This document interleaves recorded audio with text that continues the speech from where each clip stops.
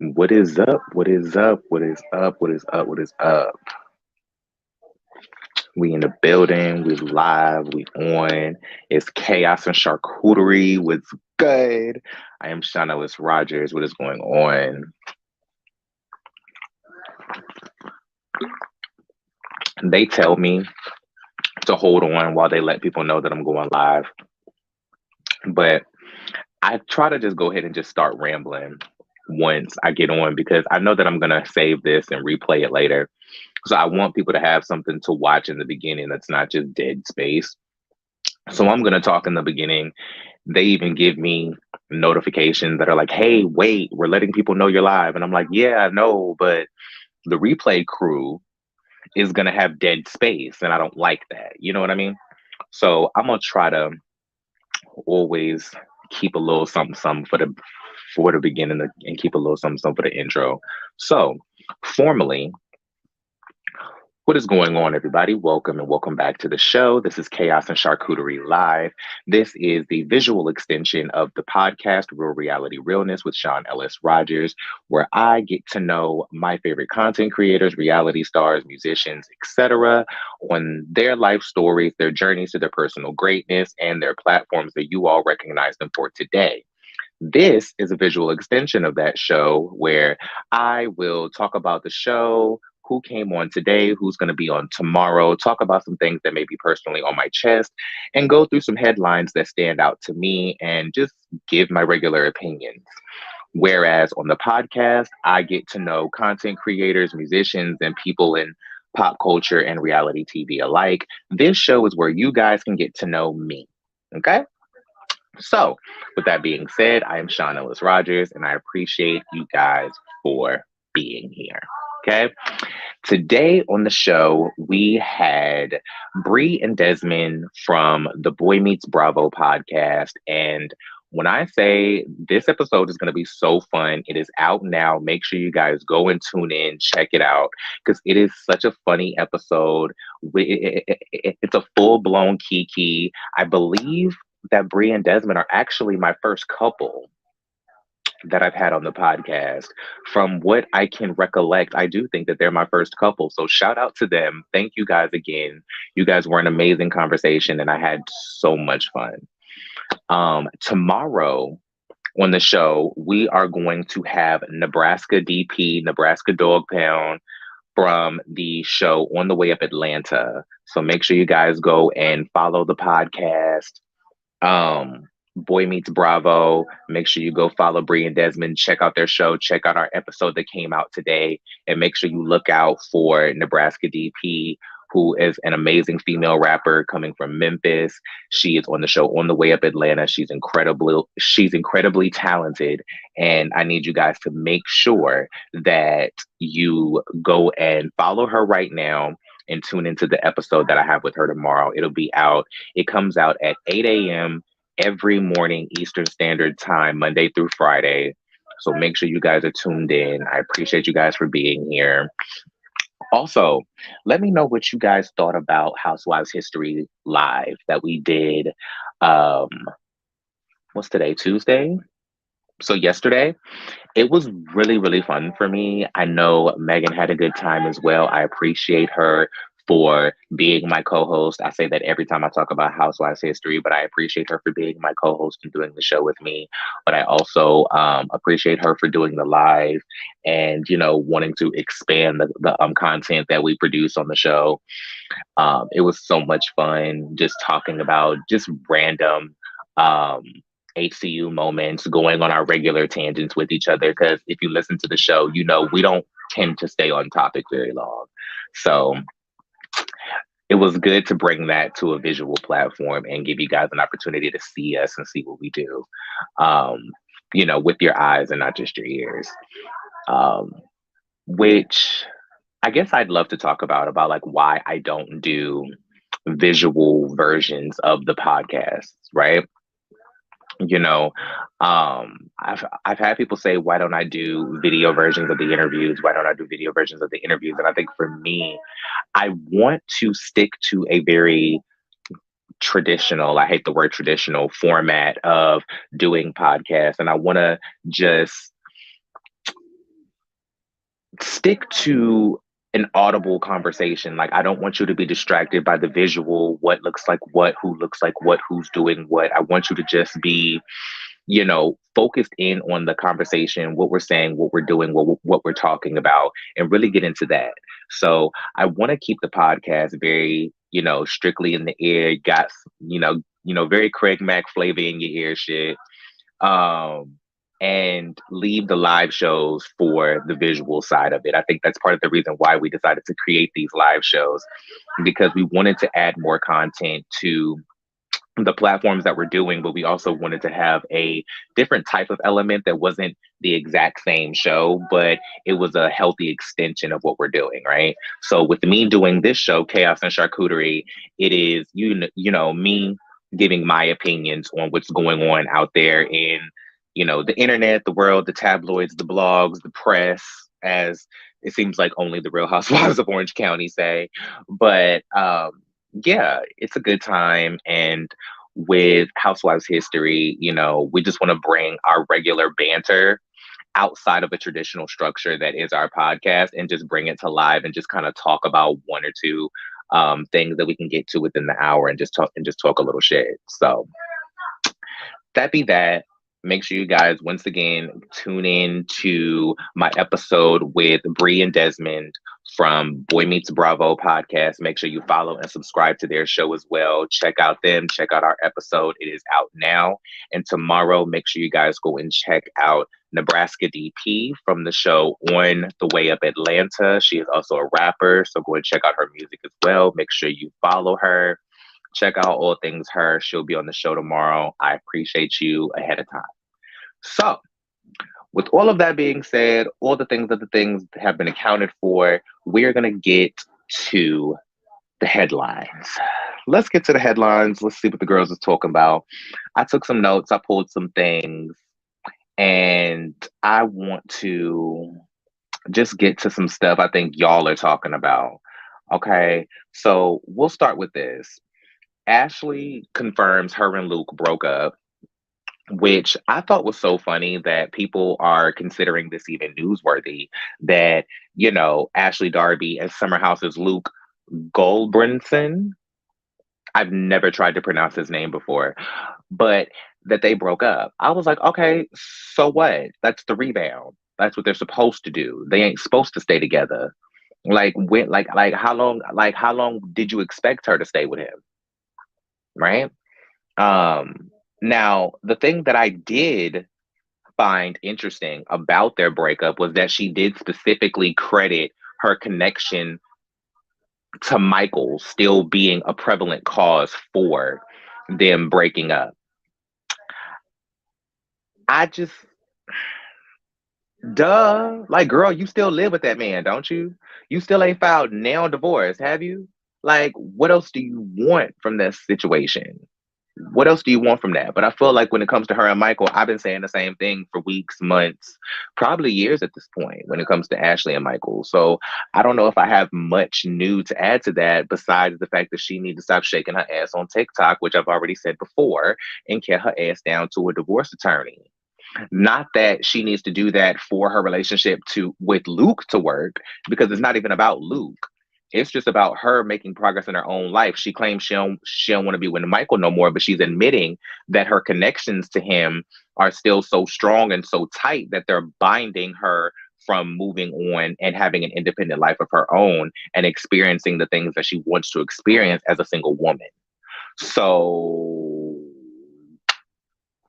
move your ass on. Like, what is going on?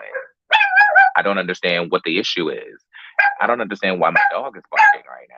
Hush! That's really not okay. Anime, chill. Like, we're actually live. Thank you. Okay, so Ashley and Luke broke up. Good for them. He gonna go meet some other girl, because according to what I've read, I don't watch Summer House nor Winter House, but I've heard, he be bouncing, he be out here in these streets, he be moving, he be singling and mingling, and Ashley is freshly sort of single. So you know, she's socially single.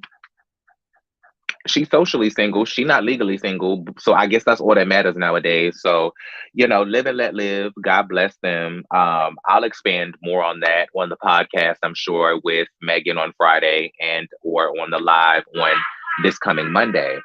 But yeah, I don't really know what to say about that. Like, I never expected them to last that long anyway. Like, I said the same thing when Pete and Kim Kardashian broke up. I was like, you expected them to be together? Like, she even said he was the big dick rebound. Like, why would we even be having a conversation about them being together or like expecting something long term from them? Is really what more so what I'm trying to say. Do you get what I mean? Like, I expected them to have fun. I expected her to get her back blown out by somebody new with a big old wazoo and keep it pushing. Shout out to Kim. Shout out to Ashley. They're gonna get their back broke somewhere else. Um, you know what? I'm gonna leave all the Bravo topics for the Housewives history content. I'm gonna leave all my Housewives comments for that. Just like I'm gonna leave all my Drag Race content for my recaps with Giselle from Who Asked Her from the Who Asked Me podcast, because we've decided that we're going to do that, or we're going to attempt to do that every single week and recap the show every single week together. Because let me know if you guys enjoyed that live as well. I had an amazing time talking to her about Drag Race, and I don't get to talk about Drag Race often. So having a conversation with her was really, really fun, and I want to do it again. So I hit her up before I jumped on live, and I asked her if she wanted to be a part of the show every week and just do it every week, right? So we're gonna figure that out, and I'm a try to make sure to get everything going the way that it needs to be going so that we can have it going the way that it needs to be going. You know what I mean? But expect us to be recapping Drag Race every week. And, I'll leave all the Housewives stuff to me and Megan. I'll leave all of the Drag Race stuff to me and Giselle. And I'll just stick to like the more random ass topics. But since Ashley was the first one that was on my list, I just started to, I just went ahead and opened up with that one without thinking about it. So, um, who else do I want to talk about? Let's talk about Tory Lanez real quick. Because according to Double XL magazine, Tory Lanez fires his attorney and hires Suge Knight's former lawyer, David Kenner. Okay. Although Tory Lanez is in jail right now after being found guilty in December of 2022 during his trial for shooting Megan Thee Stallion, the embattled rapper reportedly has fired his previous attorney and hired Suge Knight's former lawyer, David Kenner. According to former Law and Crime senior editor Megan Cuniff, who has been covering the Tory Lanez trial since the very beginning, Tory is expected to return to court Tuesday, January 10th, with new counsel in tow. If you recall, during the trial, Tory was being represented by attorney Sean Hawley and later by George. I'm not even going to try to pronounce his last name. I'm sorry. I just would rather not butcher it. But now, according to Cuniff, Tory has a new lawyer, David Kerner, formerly Suge Knight's attorney. Regarding Tory Lanez's Tuesday court date, yes, there's a date listed on the jail roster. It's not on Judge Hereford's calendar. And he's got a bunch of other stuff at the time. Attorney David Kenner confirmed to me last week he's representing Tory. Regarding Tory Lanez's Tuesday court date, yes, there is a date listed on the jail roster. It's not on the calendar for the judge. So, okay.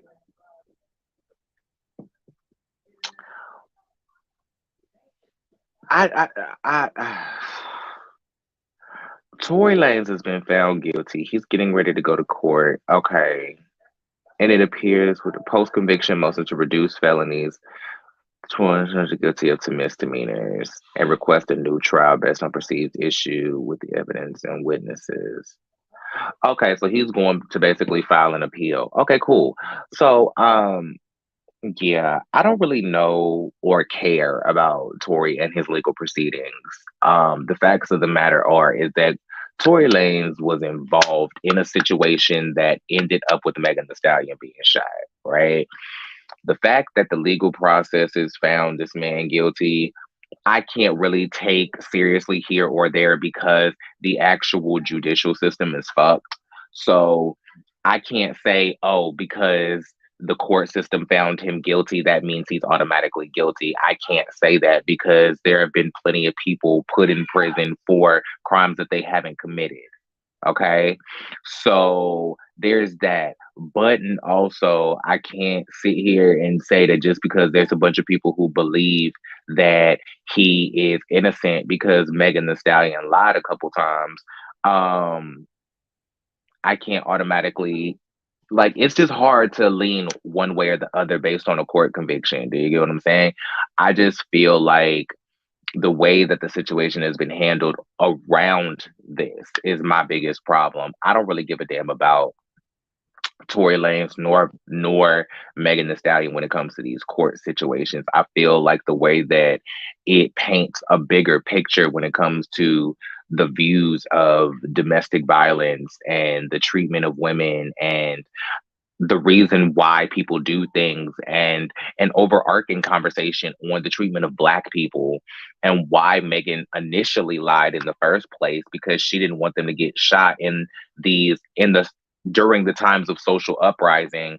And we were fresh off of George Floyd being murdered. Like, it was a lot going on. Sandra Bland, Breonna Taylor, like it was like it was just a lot going on.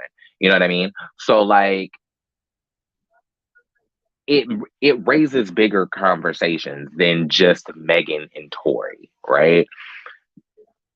I don't even want to speak on what I believe because it really doesn't even matter whether I believed he shot her, whether I believe he's guilty, what I believe about Kelsey. What I do want to know though, just on a messy perspective, is what situations Kelsey got worked out? Because I feel like Kelsey finessed a couple people. I feel like Kelsey finessed a bunch of people. I feel like she went and got that $1 million from Tory that Tory offered her to not snitch him out. And then I feel like she worked with the prosecution to corroborate Megan's story in the initial interview. And then she came back and was like, well, listen, the check cleared and the wire went through. So I'm gonna have to come up here and I don't remember until y'all let me off of this witness stand. That's just what it looks like to me. I'm not saying that's what she did. All of this is my opinion, and everything that I'm saying is alleged. But I do think that it's very crazy how Kelsey, the person who we all thought had the least involvement in this situation, is the person who was doing the most finagling and jumping through the most hoops to protect her side of the story. Mind you, this is the same person who released a diss track on Megan. This is the same person who went on social media, which y'all people now think is the press, and said, I can't wait to tell my side of the story. And then when she got up on the witness stand to tell her side of the story, there was no story to tell because she couldn't remember anything and she couldn't recall. So, do y'all want to hear Kelsey's side of the story? Because at this point, I don't. At this genuinely don't want to hear anything else that Kelsey has to say because you had your opportunity several times to tell your side of the story. Like, at first, I could understand her telling what she wanted, like her not saying anything on like the press or in the public because she wanted to protect her. Like let the court do their thing and like go through the process the way that they wanted to do it. But the fact that now you've gone through the court process and you still ain't told nobody nothing, even though you initially told the prosecution everything, and then now you're backpedaling on it. So really, we don't even need to hear Kelsey's side of the story because she already said it to the prosecution, right? We saw the text messages to the security guard. We saw all of that, right? So I don't understand what there is for Kelsey to be talking about at this point in time. Do you get what I mean? I don't I don't really know what it is for. Sorry, my dog is whining right now, and I'm trying to figure out what it is. It's really distracting. But I don't understand what else there is for Kelsey to be talking about. Like, God bless her. I don't really know what else there is to say, but Hopefully, Megan has found peace in this situation.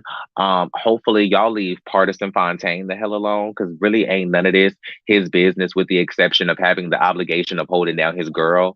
And they're still together. So apparently he's doing what he needs to be doing at home. So y'all don't need to be worrying about what he needs to be doing in the public to protect Megan. Apparently there's an agreement and an understanding betwixt him and Megan Thee Stallion that they're fine because they're still together, allegedly, from what I know. If they're not together, let me know because, I mean, that is what it is. But what else is there really to talk about when it comes to Tory Lanez? How long y'all think he gonna get? Drop out in the comments to let me know how long y'all think he gonna get. Chad Ochocinco proposed to his girlfriend, Sharelle Rosado, with a whopping 7.5 carat engagement ring. Okay, so Chad Ochocinco, former NFL player, former husband of a month to Evelyn Lozada, has proposed to his longtime girlfriend Sharelle, formerly of Selling Tampa. Right? They canceled the show after one season. So good for them. I'm happy for them. Apparently they've been together for a long time. I think they have kids together. I think they might have a kid together. I think she might be pregnant. I'm not sure. I don't really keep up with them. I watch Selling Tampa just for the sake of, supporting Black television, but I didn't really, get attached to anybody on the show enough to follow them after watching it the initial time that I watched it. I didn't rewatch it at all. I don't hear anything about it that makes me come back to it. Hey Heather, how you doing, baby? What's up, Tosh? But okay. I guess y'all feel the same way because y'all didn't watch the show enough for them to renew it either. So it does make me wonder why. I wonder if they put the same marketing dollars into Selling Tampa that they did into Selling Sunset. I wonder if Adam DeVello had as much involvement in Selling Tampa as he did in Selling Sunset. I wonder if there was as much input and support and actual budget put behind that show, being that it was the Black show. I wonder if they were supporting it. Because it's easy to write a show off and say, oh, nobody watched it, so it must have been whack. But you got to think about it though, like if they didn't have the marketing dollars that the show that you're comparing it to had, then how are we supposed to judge that fairly? If Selling Sunset gets $5 million in advertising budget and Selling Tampa gets $500,000 in advertising budget, which show do you think is going to get the better return when it comes to viewership? Just saying. Like, I'm just saying. Like, I'm not, I ain't saying I know everything, but I am saying that I pay attention and that, it is what it is. But congratulations to them. Congratulations to her. I wonder why people do announcements like this if they're not sharing their actual relationship with the world. Like that makes me wonder, like, is she trying to get another show? Is she trying to move Selling Tampa somewhere? Is she trying to get it on another network? Because I don't understand when people make announcements like this if they're not actually like in the public eye right now, or if they're not like being a part of the public atmosphere right now. Like, why do we care? I don't know. It's just me. But it's not her and him specifically. It's everybody. Like, if you're not on a show, if you're not promoting something right now, if you're not talking about something, if you're not being a part of a cause, why are you making a formal announcement about your personal business? Do you get what I mean?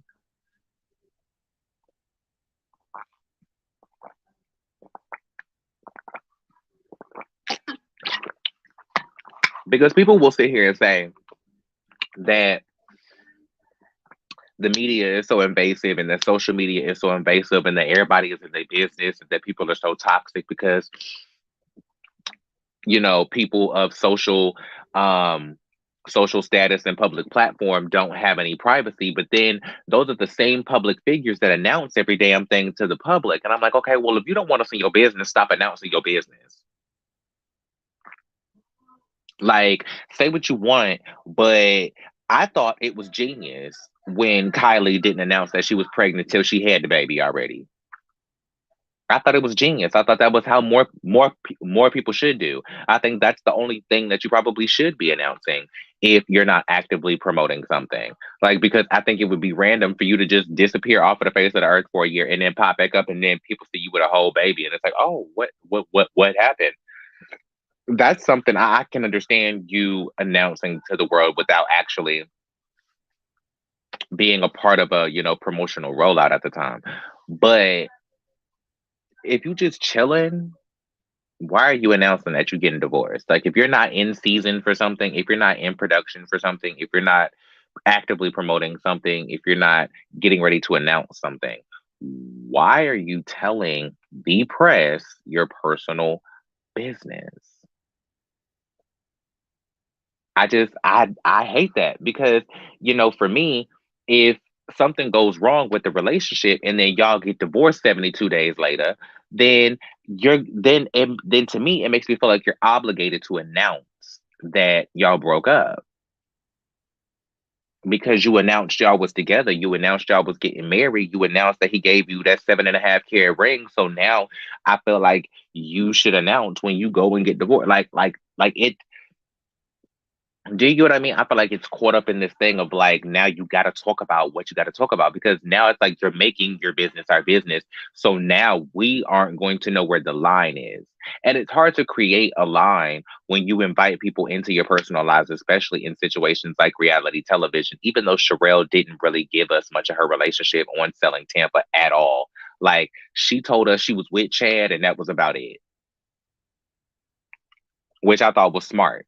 And I thought her reasoning for that was smart because she said she didn't want this whole show to be about her and Chad, or she didn't want her whole tenure on the show to be about her and Chad. She wanted it to be about her real estate brokerage and her doing real estate and about her actually building this empire. So I wouldn't have wanted Chad on my shit either. She gave Chad the Kendall Jenner treatment. Do not show up at my fashion shows. Do not show up to my filming. You cannot be here. And I thought that was brilliant. So, with that being said, I think that they'll be fine. I think they're going to have a great, marriage. I hope. Um, with as much as I do know, I hope that they have a long and healthy relationship. God bless them, or whoever it is they pray to. Let's see what else.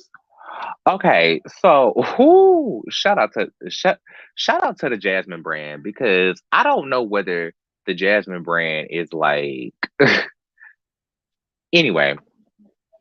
According to the Jasmine brand, Mariah Carey is seeking primary custody of twins Ro and Rock as Nick Cannon welcomes 12th baby. I'll read it because I'm not surprised. None of this is surprising to me, but let's just hear what they have to say. Mariah Carey is said to be seeking primary custody of her twins with ex-husband Nick Cannon. According to Radar Online, the arrival of Cannon's 12th child has led to MC to reevaluate the custody arrangement for Monroe and Moroccan, or for Monroe and Moroccan. According to a source, although Carey and Cannon have had an agreeable joint parenting arrangement since their 2014 divorce, she plans to file for primary custody. The source slated, the reality of the situation is that Ro and Rock are usually with Mariah anyway. Nick doesn't see much of them, a source said, adding he attempts to see their children as frequently as possible, noting she wants to put him on notice that he can't just flit in and out of their lives while he attends to his other children, and she wants legal standing as the twins' primary caregiver. The insider stressed that Carey isn't seeking to punish Cannon, but rather feels driven to do what she believes is best for the twins. Okay, so listen, I don't blame Mariah. I also don't feel sorry for Nick Cannon whatsoever. We said this when he was on baby number 5 or 6, or at least I did. I said, people were complaining about him having all of these kids with all of these different women in such rapid succession. And I said from the gate, I was like, listen, as long as Nick is able to adequately give each child the proper amount of time necessary for a child to feel loved and feel like that their child is to feel like their parent is present, then I don't see anything wrong with the situation. Do you get what I mean? I don't see anything wrong with it. I just think that he should be able to have as many kids as he is able to support, and support doesn't necessarily mean financial support. I said that from the beginning because people think that dropping off a child support check is parenting, and it's not. Let me stress that. Dropping off a child support check and financially providing for your child is not parenting. That is only a part of it. That is financial contribution to a person's life. That is not parenting. Okay. I said from day one, child number 3, 4, 5, 6, 8, 9. I said as long as he's able to adequately broker his time between the children in a way that all of them feel adequately loved and cared for and tended to by their father, then I don't see an issue. But I knew from the very beginning that him having all of these kids was going to amount to him having a whole bunch of angry baby mamas and abandoned feeling kids. I knew that this was going to happen. You know what I mean? There was a theory that I saw on somewhere on the internet where they were saying that Nick has a complex of, wanting to live in the moment because of his health conditions and things like that. He feel like he may not always be here, so he wants to enjoy the fruits of child rearing and give, as much as he can while he's here, because he's not necessarily thinking about the long term because he doesn't feel like he'll always be here to, you know, he's so concerned with living in the moment that he's not adequately considering the future, basically, is what the theory was saying. And I agree with that wholeheartedly. I don't know what Nick Cannon thinks about the future or what he thinks his future will look like, but I absolutely think it's an issue that he is deciding to procreate and have children based on living in the moment, because that's not how procreation is supposed to work. That's not how life works. That's not how parenting works. You can't decide to have a baby based on, living in the moment, because that moment is going to last not only 18 to 22 years worth of child rearing, but then it's also going to include the rest of that child's life, regardless of how old they are, because you're still going to be that child's parent no matter what. So I don't understand how living in the moment can dictate how you want to bring a life into the world. I always thought that that was a bad idea. So people thought that I was supporting Nick Cannon having all these random ass children with all these random ass women. No. But I thought maybe he had a specific number that was under double digits that he wanted to get to, like maybe 5, 6 kids, that he could, have one in this state, have one in that state, and still be able to, do whatever he needed to do to be there for his kids. I don't know where all of his children live. I ain't saying he bounced. I ain't saying he got. Well, they used to say hoes in different area codes. I ain't saying that he got seeds in different area codes, but like it just, it's sad. It's really sad because it's something that I saw coming from the very beginning, and it's something that I feel like was inevitable. You know what I'm saying? I feel like once you, excuse me, with him being as busy and as productive as he is, and as in demand as he is, there's already so much of his time split between all of the entities and business projects and jobs and TV shows that he has. His time is already split between being on multiple television shows on multiple networks at the same time. You know what I mean? But then you got to think about all of the businesses that he has that are off camera that we don't see, like incredible records, like his electronics, like his electronics company, and so on and so forth. Like that's splitting his time. And then there's 12 children. Now, mind you, they're not 12 children with 12 different women, but there are 12 children and there are 12 different personalities and 12 individuals that he has to nurture a successful and fostering, nurturing relationship with. So, regardless of it was with 12 different women in 12 different places, there's still 12 different people that he has to build a bond with. You know what I mean? Um, I just think him having all of these kids is setting his children up for trauma. It's setting his children up for abandonment issues. I feel like it's setting his children up for neglect issues. I feel like it's setting his children up to feel like they had a parent that wasn't present, not because the parent didn't want to be, but because they physically could not be due to the obligations that they have set in place to provide for those children, but also just the sheer amount of children that he has. There's at this point no way that he can adequately be there for all of those children in the emotional aspect that I'm referencing. You get what I mean? How that ties to Mariah Carey filing for primary custody. Um, I don't really have any real feelings on that because I don't have a firm stance on why Mariah Carey is doing it. Um, as a parent and as a spouse, I can only think and say, like, if something were to happen with the children, there would be an equal amount of input necessary from both parents for there to be some sort of decision made or for some sort of proceeding to happen. So if she was legally instated as the children's primary caregiver, maybe that equal amount of input wouldn't be necessary from Nick's part because she's the primary caregiver. I can see that. Maybe it's, health insurance purposes. I don't know. I really don't understand that part of it, but I can see how there would be reasons why she would want to do it. Um, Especially because she is also a busy woman who moves around frequently and who does all of these things. And there is, that thing of if you move or if you relocate your children, there has to be some sort of, agreement made with the other parent. So I can see where she would want to be listed as the legal primary caregiver so that she wouldn't have to ask Nick to move her children if that was something that she wanted to do. Um, Especially because she probably doesn't plan on getting remarried.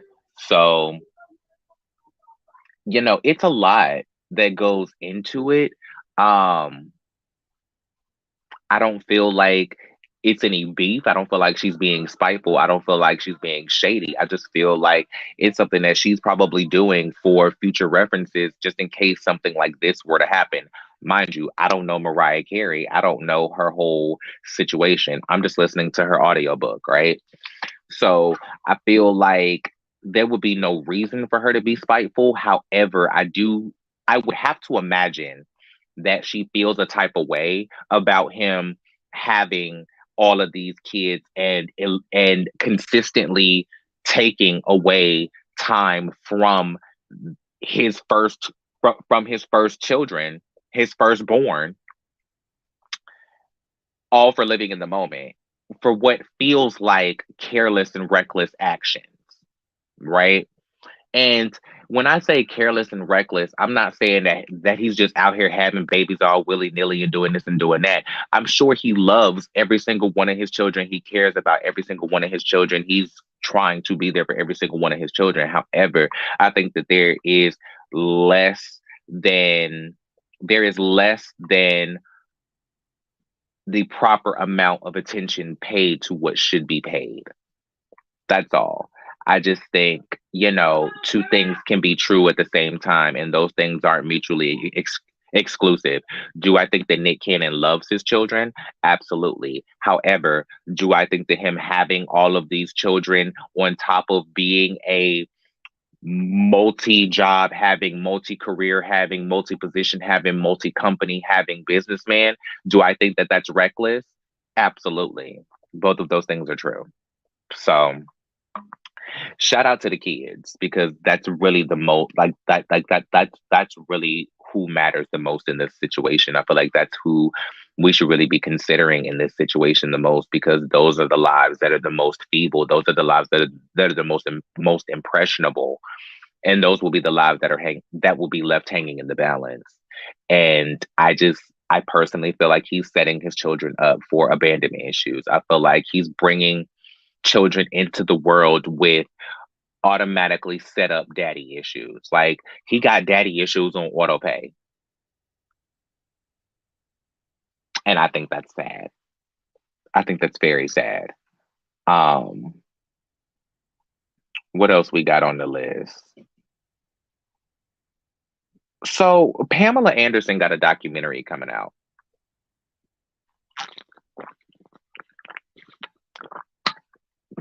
And I think that this is probably the grown section of the conversation because I don't know how many kids really know Pamela Anderson or are invested in her or her story like that. But she got a documentary coming out, and according to the trailer of the documentary and what's been reported about it so far, she's using this documentary to take control of the narrative that's been purported about her as a sex symbol for all these years. And of course, a point that was made to focus on in the coverage of this documentary would be that she is, in fact, addressing the stealing of the sex tape back in the 90s, the release of the sex tape back in the 90s. And she's also stating her feelings on how she feels about the sex tape being released today. Or I'm not the sex tape being released today, but the sex tape being drudged back up in the media through this Pam and Tommy Hulu series that came out. How was the Hulu series? Because I didn't watch it. I'm not saying I won't watch it. I just haven't had the time or made the time, really. I haven't made the time to watch it. Excuse me. So I feel like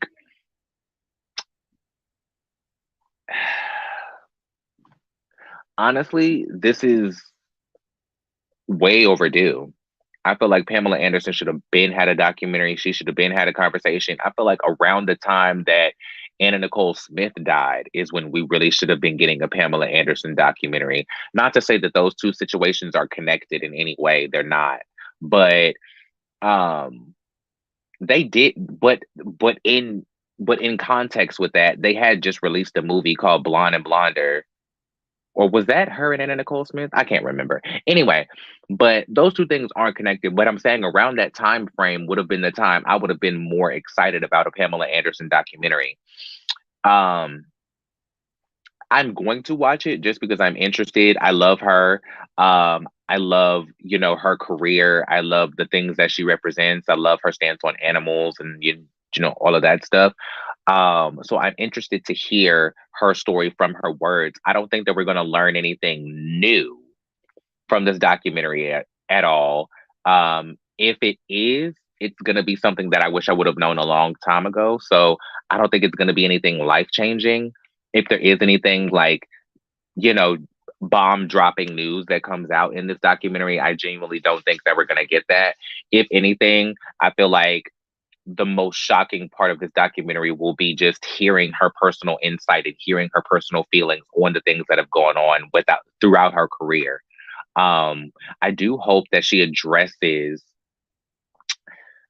Hugh Hefner and all of the situations and all of the documentaries and all of the allegations and all of the confirmations and stories and things that have come out about Hugh Hefner and Playboy, because she was such a heavy contributor to the brand for so long. I think Pamela Anderson was on the cover of Playboy more than anyone. I think she holds the record for the most Playboy covers in history. So I would love to hear her talk about that. I would love to hear her reflect as a woman who has been staunch on, women empowerment and female liberation. And she has been a supporter of women for a long time. I would love to hear what she thinks about, being a part of a brand that has been heavily rooted in a lot of misogyny and toxic behavior and, the fetishizing of women, and not even from the magazine's perspective or the actual brand's perspective, but all of the situations that have come out of the liberating aspects of Playboy, all of the seediness and shadiness that has come under that umbrella through the positive has really become something that is impactful and damaging. And I would love to hear her opinion on that because there's so many documentaries and exposés and limited series coming out on Playboy. Um, the Secrets of Playboy documentary, the Playboy murders. There's so many different things that are happening that are coming out negatively now about Hugh Hefner and about Playboy. I just would love. I, I think that it would be a disservice for her to have a documentary about her life and not mention that. Do you get what I mean? So I think that's something that I really need to see from her and that I really want to hear her talk about. I want to hear her talk about VIP personally. I don't know if a lot of y'all know what VIP is, the Valerie Irons Protection Agency. That was a show that she was the leader of back in the early 2000s, and it was one of my favorite shows. It was such a good show. I think it was a vehicle that was created just for her. This was when Pamela Anderson was at like the hype of fame. Baywatch was over. She was out here doing all of the things. I want to hear her talk about Stripperella. I want to hear her talk about Baywatch and what that situation was. I want to hear her really elaborate on what being a sex symbol really means to her and how the fetishization of her looks affected her personally. Because while she benefited from being a sex symbol and utilizing her feminine wiles to get ahead in Hollywood, I think that control and that narrative very quickly gets taken away from women when it comes to the entertainment industry, when you no longer have control over how you present yourself or how you're perceived. No matter how you present yourself, you become perceived a certain way. How you come into the industry is generally how people peg you and typecast you for the rest of your life. You know what I mean? So I would love to hear her speak to the duality of that and speak to what being a sex symbol really means for your self-esteem and for your confidence and for your personal safety. I would love to hear how someone who walks around every day as one of the most sexually desired women on the planet, how safe does she feel just walking around being Pamela Anderson? Like, I would love to know, just, not even from a celebrity standpoint, but from a sex symbol standpoint, how she feels. Um, I would love to hear her talk about being a mom and parenting and being married all those times and why she married Rick Solomon. I would love to hear her talk about a lot of things. There's a lot that I want to get from this Pamela Anderson documentary. I just feel like I wish we would have gotten it 10 years ago. I just really wish we would have gotten this Pamela Anderson documentary 10 years ago. Just like I wish that we would have gotten this Janet Jackson documentary years ago. Um, I don't necessarily think that we should have gotten it 10 years ago because that would have been around the time that Michael passed. And I don't think it would have been appropriate. And I think it would have been ill timed. But I do think that we should have gotten a Janet Jackson documentary a long time ago. Speaking of Janet Jackson's documentary, I would love to have a conversation with Renee Elizondo.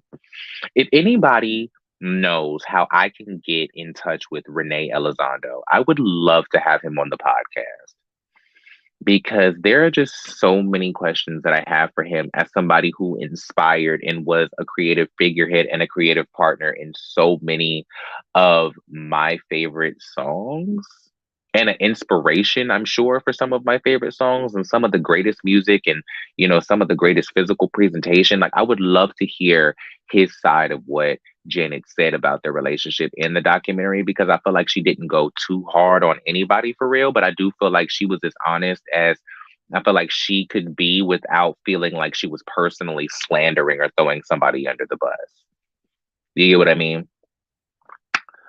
So if anybody can get me in touch with Renee Elizondo, let him know that I'm trying to invite him on the podcast. I would also love to invite James DeBarge on the podcast as well. Him and Christinia. I would love to have him and his daughter Christinia come on the podcast. Because they're this whole situation surrounding their whole secret baby, I just anyway. Um, but yes, let's see. Let's see if I can figure out when the documentary is supposed to come out. When is this documentary supposed to come out? Let's see. Let's go. Let the beat build. Um, let's see. The trailer was released January 10th. Um,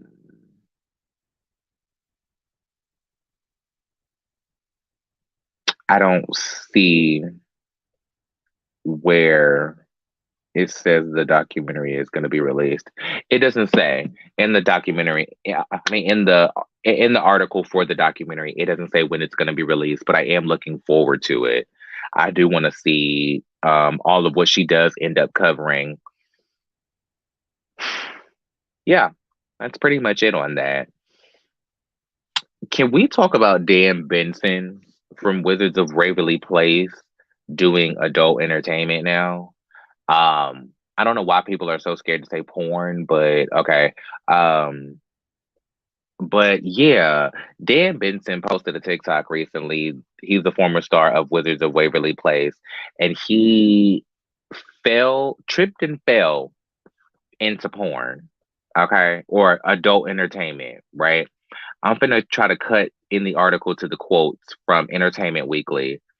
He said, I would get a lot of messages from people all of the time, some of those being women that I found incredibly attractive. It turns out messaging those women who turned out not to be who they said they were, turned out not to be the best idea.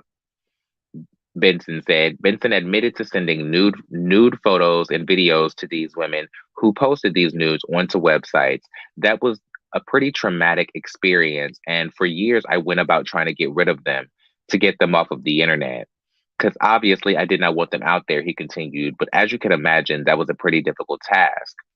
I had a very big negative it had a very big negative impact on my life, said Benson, whose last credited role was in the 2018 comedy thriller Killing Diaz.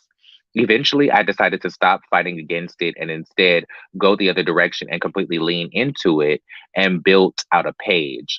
And instead of letting these people sell my privacy, you know what I mean, I decided to say, all right, screw you. I'm going to sell it myself. He has very specific choice of words. So Benson mentioned that he started this venture in 2022 and has been having a tremendous amount of fun.